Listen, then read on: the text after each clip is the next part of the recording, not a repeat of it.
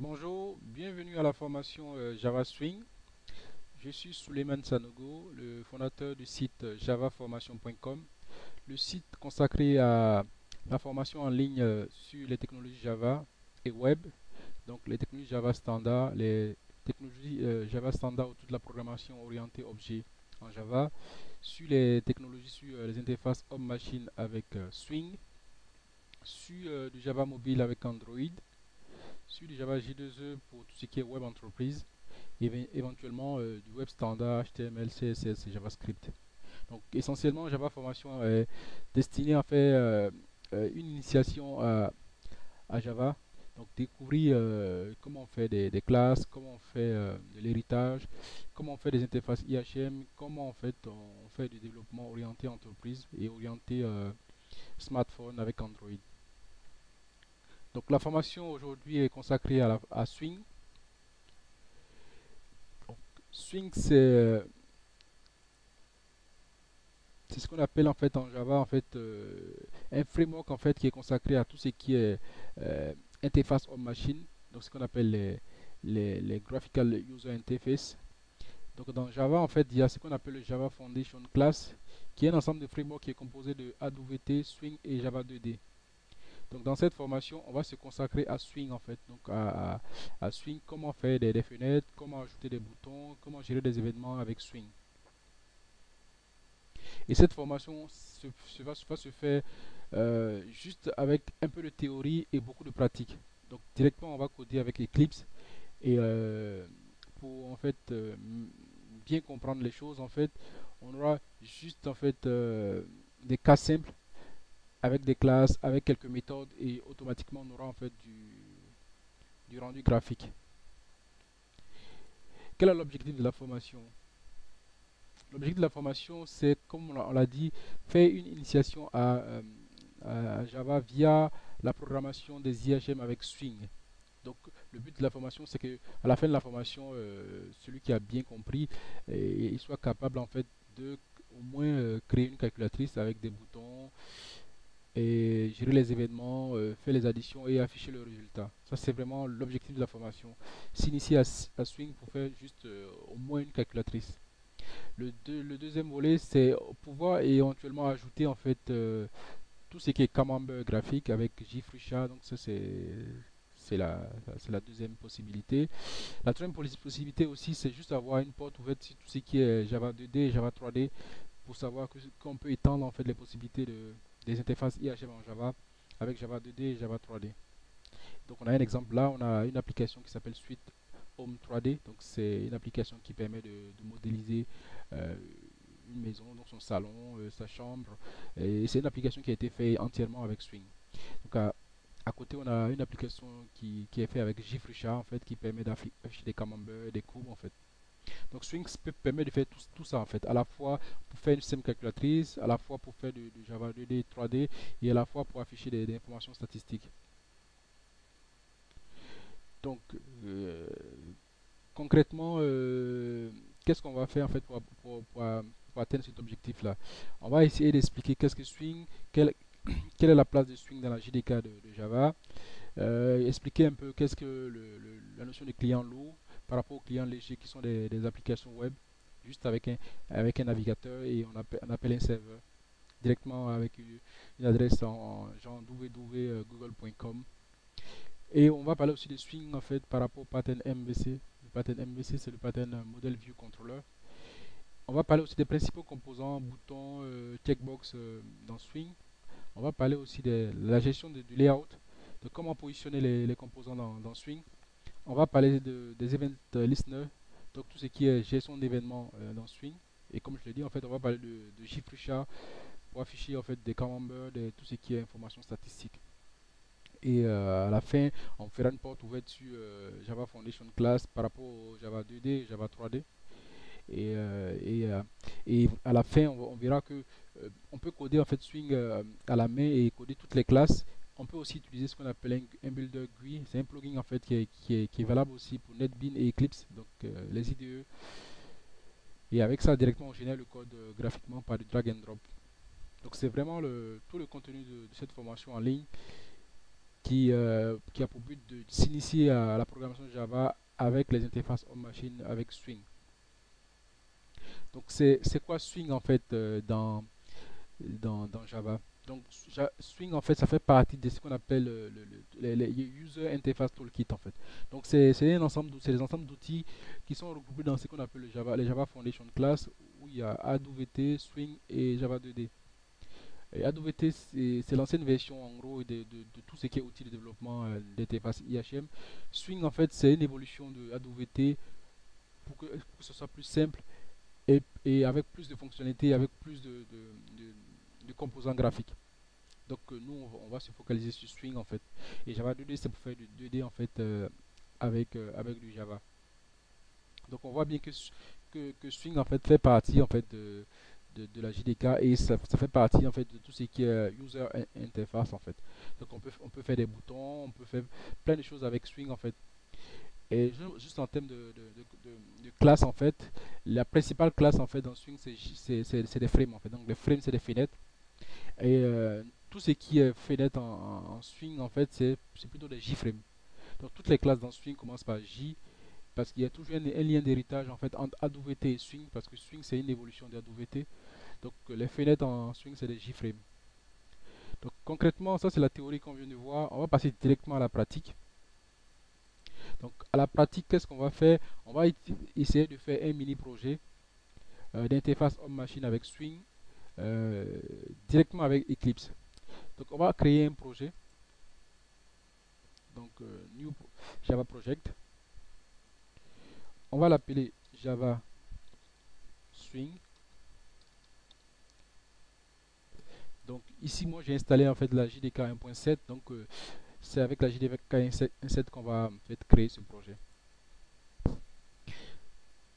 Donc on vient de créer le projet. Donc le projet il est vide en fait. Donc il y a juste le répertoire SRC pour les sources. Et on n'a pour l'instant pas de classe en fait. On va créer une classe.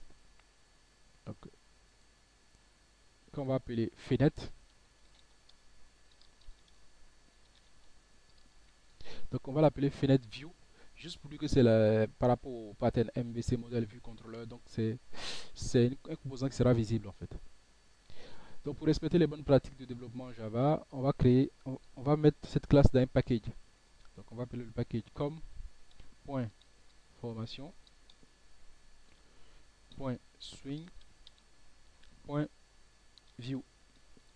Voilà. Donc tout ce qui est composant graphique va se trouver dans ce package là.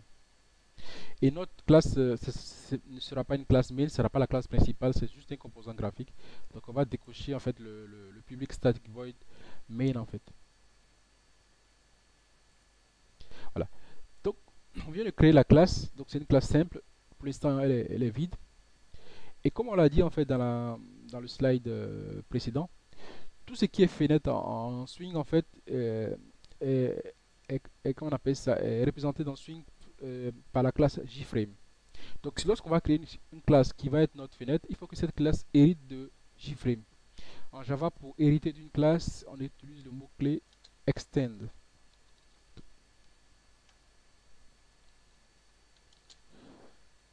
Voilà, extend. Donc on va hériter de JFrame. Donc JFrame fait partie du paquet javax.swing. Voilà, donc on a importé en fait la classe JFrame qui fait partie de javax.swing. Donc ici on vient de créer une classe qui hérite de JFrame. Donc on a une fenêtre. Pour créer concrètement la fenêtre, il nous faut en fait un constructeur.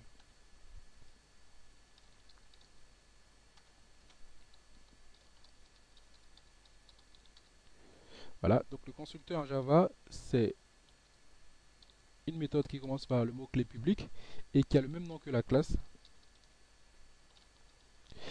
Nous, dans notre cas, on ne va pas utiliser un constructeur par défaut, on va utiliser un constructeur qui prend en paramètre une chaîne de caractères qui sera le titre de la fenêtre. Voilà. Et donc, on a le constructeur qui sera le titre de la fenêtre. Pour réellement en fait afficher le titre de la fenêtre dans la JFrame, on va appeler la méthode super de la classe mère pour lui passer le titre. Donc ici, en commentaire, j'ajoute, donc c'est ajout du titre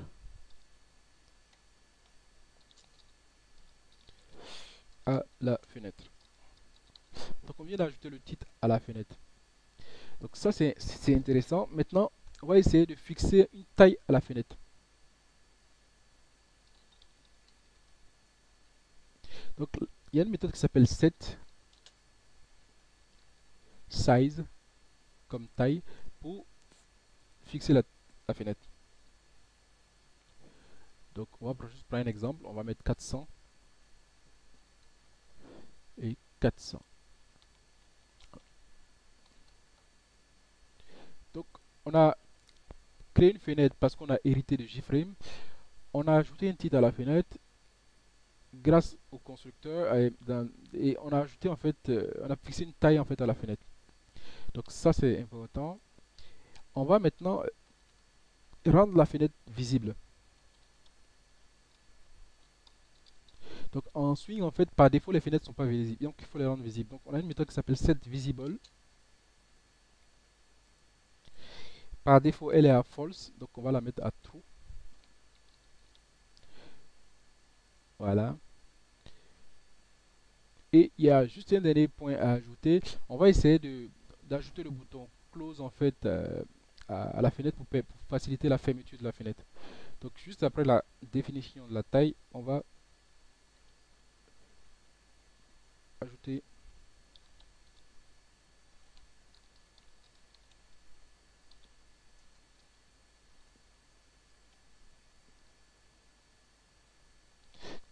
on va ajouter l'option de fermeture.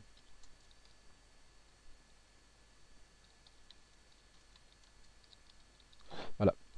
Et cette option c'est set default close operation et on va lui passer en fait une variable statique qui s'appelle exit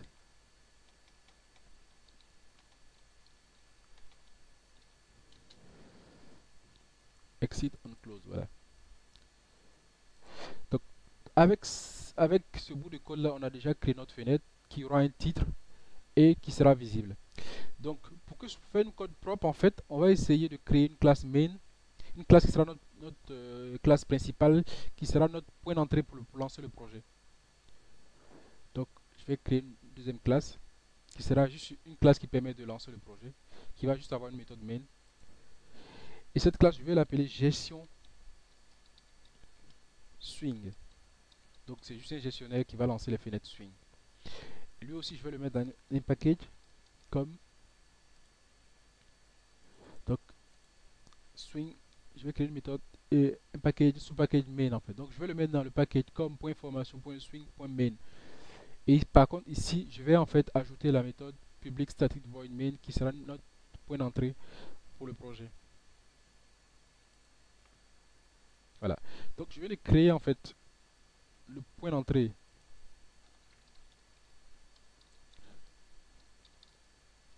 de notre projet.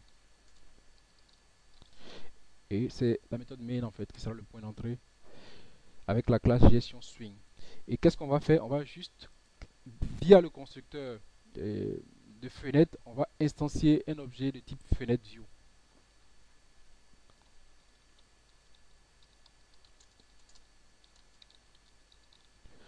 Voilà, donc je vais créer un objet de type fenêtre.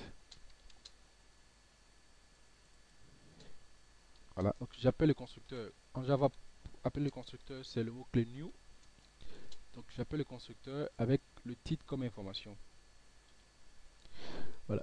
Donc le titre que je vais donner à ma fenêtre, c'est formation swing.